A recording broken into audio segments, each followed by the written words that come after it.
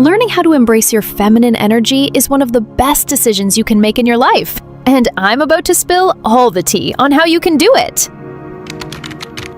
There's nothing more feminine than being confident in how you look. Embracing your unique body, your features, your hair, that alone just screams confidence. And confidence is a huge part of being super feminine. The best way to look more feminine is to improve your appearance. I have exactly 24 hours to glow up and look like the hottest version of myself. So today we're gonna do an in-depth, budget-friendly, at-home glow up. There's no better feeling than taking out your hair and taking off your makeup at the end of a very long day. So the first thing we're gonna do is get prepared for our everything shower. We're gonna put in our hair oils and exfoliate our scalp with a comb. The amount of stuff that came off my scalp was actually disgusting. In the shower, we're gonna exfoliate, shave, and make sure every inch of our body is clean. Nobody wants yellow teeth, so straight out of the shower, we're gonna put on our teeth whitening strips. My makeup actually never sits right unless I shave my face. The girls with a hairy face understand this. I'm going in with my dermaplaning razor to get rid of any peach fuzz. And then, of course, I'm gonna trim and pluck my eyebrows to make sure they're very crispy. Clothes always look better when you have a tan, and I haven't seen the sun in a hot minute. So next we're gonna self-tan our entire body. Also, I genuinely believe this is the best self-tan I've ever used. White strips are just so uncomfortable, so I'm always excited to take them off. At this point, I'm literally exhausted. It feels like I just ran a marathon. So I'm just gonna give myself a really classic basic blowout. This right here is proof that a blowout can actually completely change the way you look. I don't want to break out from dermaplaning, so I'm gonna do a really good skincare routine. I'm exfoliating my face, and then I'm going in with some castor oil for my brows and lashes. We want to make sure our face matches our body, so I'm mixing in some self-tan with my moisturizer. In the past few weeks, this moisturizer has actually saved my skin. Then I'm putting on the only eye cream that has ever actually brightened my under eyes. And I'm also going to put on a little eye mask for the extra effect. It was definitely a very long, tiring routine, but I promise it's going to be worth it. If you want to wake up as the hottest version of yourself, this is the routine. Okay, love you guys. Bye. When someone is more in their masculine energy, you can usually tell by the way they walk. They're a lot more stiff in their body. There's not much movement there. But feminine energy is all about flow, movement, and sensuality. The way you walk can completely change how you feel in your body. Start by actually swinging your hips when you walk. This tiny little change has helped me feel so much more embodied in my feminine energy. Try wearing heels when you go out, even tiny kitten heels.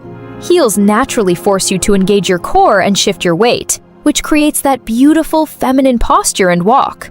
This is what I need you to imagine when you're walking around in heels. There's a red line of tape that follows you wherever you're going in front of you. And when you're walking, your feet need to be directly on top of that red line, which means it's going to be toe to toe walking in front of the other. Let me show you what I mean. If you're not using the red line theory, when you're walking in heels, your feet look like this. They're literally just going one in front of the other. Like they're not overlapping, you're not following a piece of tape, you're just on two separate patterns, right? You want your feet to come together and be on this piece of tape. So it would look like this.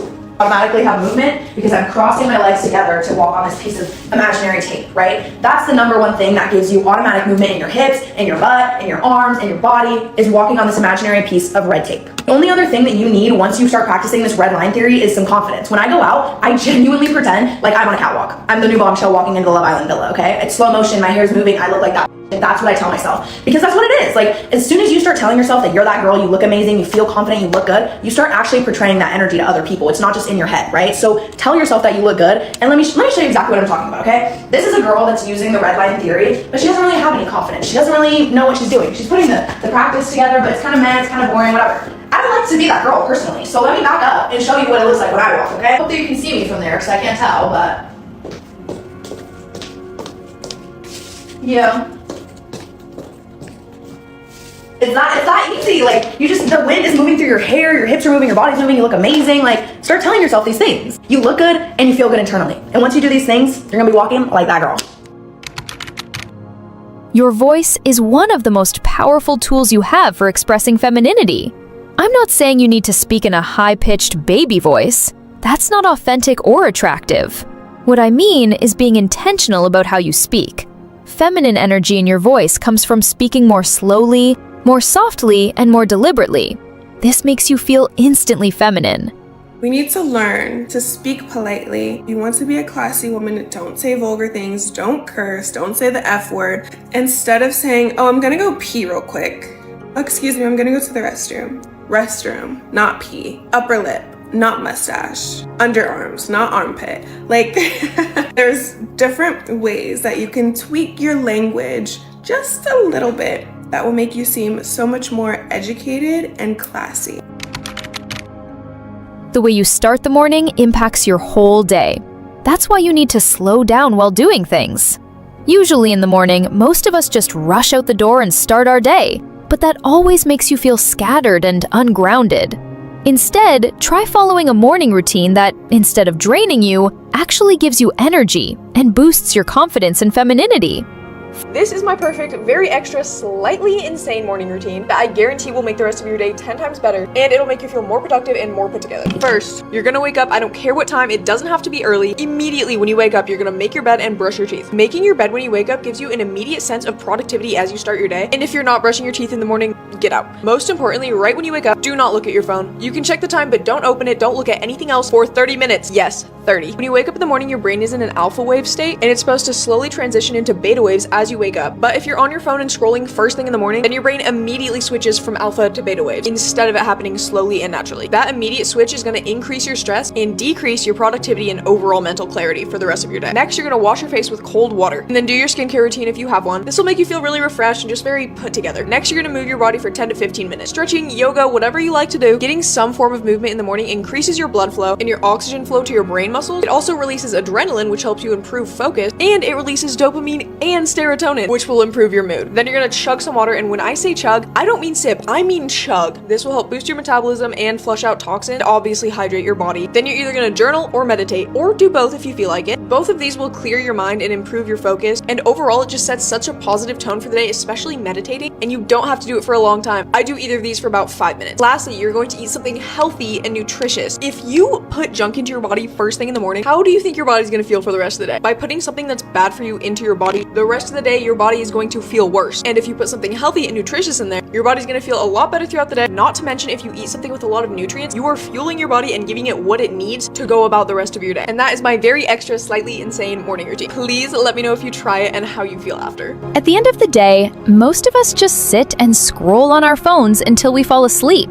But that always makes you wake up feeling drained and unmotivated. So instead, try following a night routine that builds your femininity and self-love. Here's what I do every single night to make me feel expensive, but really isn't. First, I always take a body shower. I am obsessed with these products, and I cannot imagine going to bed without showering. Are there people out there that don't shower before bed? Let me know. Next, I always do my skincare right after I shower because I want the products to absorb into my skin a few hours before I go to bed. I put on some cute PJs. The key here is soft and comfy. I always need a cup of tea, something calming like lavender. I drink it slowly to let myself unwind. Unlike caffeine in the morning, I drink that so fast. And I always need to watch something I love, a comfort show or a movie I've probably seen 100 times, but screen time at night doesn't count, okay? I always get into bed with a red light with no phone in my room, which just helps me relax. Luxury for me is self-care and the things you do for yourself.